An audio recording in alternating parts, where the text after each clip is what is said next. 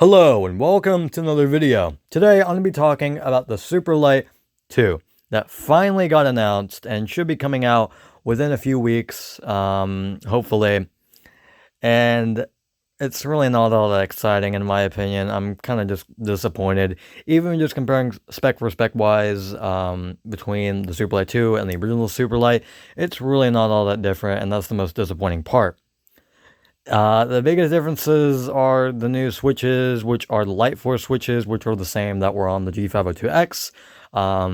Possibly better side buttons, although I'm not sure about that because the specs don't list that yet. And possibly USB-C, although I'm like 99% sure they're going to have USB-C because, come on, it's 2023. And the USB-C was already like in fashion 3 years ago when the Superlight came out, and yet for some reason they had micro USB. So yeah, it's just confusing, but yeah, they'll probably have USB-C. And then there's also 2 GHz polling, which is cool, but I really don't even think that's necessary. I don't even think like 4 GHz polling is necessary. I've said this a million times before, but it's because I think it's true.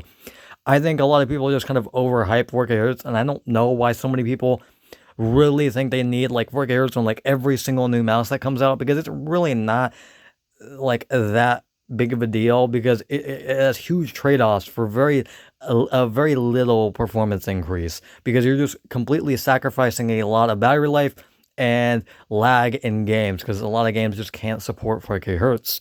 But I do think 2 GHz is a good sweet spot, but still, I don't think it's necessary even then.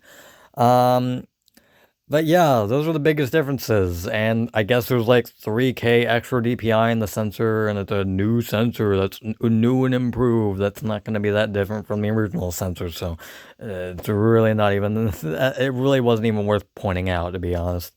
And then that's it. And also the weight, which is probably what a lot of people were looking forward to, and is probably the biggest disappointment out of all these new like minor differences.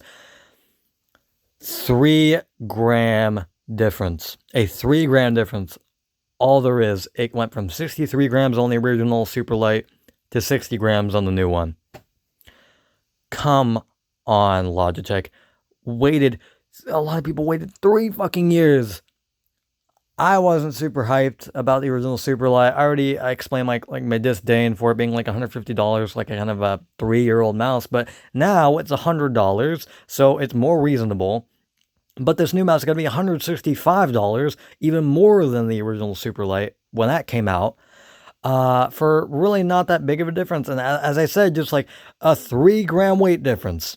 That's it. And I know I've said before that weight is not that big of a deal, and I really do think that. I think like 70 grams or like 75 grams even are fine. Like, I prefer a lighter weight, however, and I just think that it's just kind of silly that we had to wait 3 years for a 3-gram weight difference, 1 year for 1 gram off of the... It's so silly. Why couldn't they just reduce it? And the worst part is, they added PowerPlay back into the new Superlight for some fucking reason, even though nobody uses PowerPlay anymore, because a lot of people just want to swap between different mice and swap between different mouse pads and don't want to be stuck with one mouse pad that's only really good for like one specific brand of gaming mice. So why would you add PowerPlay back? Because again, nobody really uses it. Maybe 3 years ago, a lot of people used it, but nowadays, nobody uses it, basically. There's like 2 people that are going to be happy that PowerPlay is going to be on the new mouse.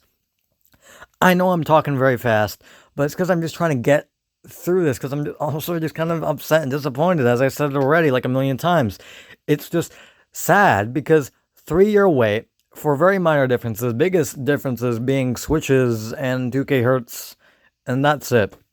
And 3-gram difference is really not that noticeable. They could have at least reduced it by like 5 or like 7 grams. Like, come on, man. They really didn't need to add PowerPlay back, because again, nobody uses it. There's no reason. Everybody's just gotten used to charging their mice anyways. Yes, it's a little bit more inconvenient, but you know, it's really not that big of a deal. But yeah, and honestly, I don't recommend upgrading to the new Superlight if you already have the original Superlight, because as I said, very little differences. There's no point.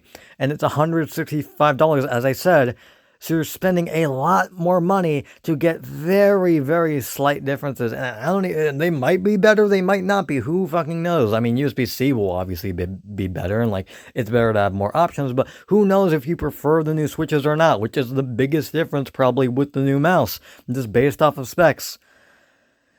But I'm done going on my tangent.